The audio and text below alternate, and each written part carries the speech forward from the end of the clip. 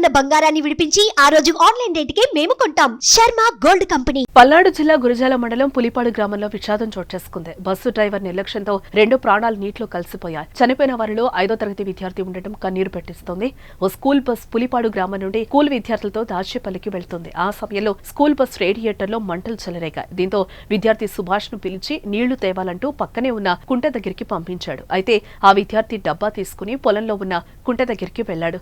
అక్కడ డబ్బాలో నీళ్లు నింపుతూ విద్యార్థి కుంటలో జారిపడ్డాడు.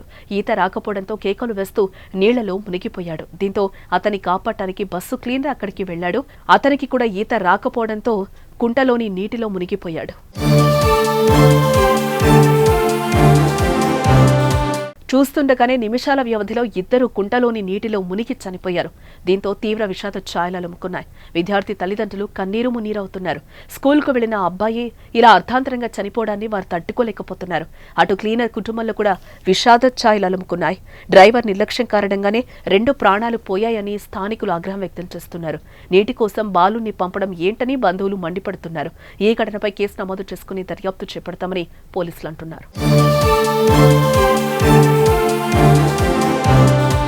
శ్రీ చైతన్య టెక్నో స్కూల్ దాచేపల్లిలో ఉన్న స్కూల్ కి పిల్లల్ని తీసుకెళ్తూ యథావిధిగా స్కూల్ బస్ వెళ్ళడం జరిగింది. ఆ టైంలో పులిపాడు రోడ్ లో రేడియేటర్ లీక్ అవుతుందని చెప్పి డ్రైవర్ బస్ ఆగిపోయింది. ఆగిపోయిన తర్వాత క్లీనర్ వాటర్ తీసుకొని రావడానికి బాటిల్స్ తో వచ్చున్నాడు.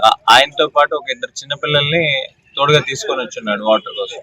ఆ తర్వాత ఈ నర్సరీ ఏదైతే ఉందో ఈ నర్సరీ దగ్గర ఈ ఇంకుడు గొయ్యిలాగా ఒకటి పెట్టుకుని ఉన్నారు వాటర్ ని స్టోర్ చేసుకోవడానికి. అందులో మంచి వాటర్ ఉంటది కదా, దొరుకుతుంది అని చెప్పి క్లీనర్ వాటర్ కోసం దిగాడు. దిగి తీసిచ్చే క్రమంలో ఆ పిల్లోడిని తీసుకొని అందుకోమని చెప్పగానే ఆ పిల్లోడు షూ వేసుకొని ఉండడం వల్ల కిందకి పట్టా మీదకి రావంగానే జారిపోయాడు పిల్లోడు.